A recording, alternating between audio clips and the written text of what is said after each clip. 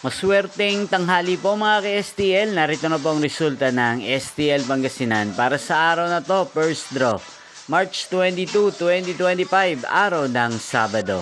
Naway ang mga natayan niyo pong mga numero kanina ay manalo nawa ngayong tanghaling ito, 12 PM. Kaya kunin niyo na po ang inyong mga tickets. Narito na po ang resulta. Ang mga numerong nanalo sa STL Pangasinan ngayong tanghaling ito, March 22, 2025, 12 PM, first draw result 29 at 7 in exact order. Sa lahat po ng dumaya kanina sa STL Pangasinan para sa first draw ng 29 at 7, congrats po sa inyo, panalo po kayo. Again, 29 at 7.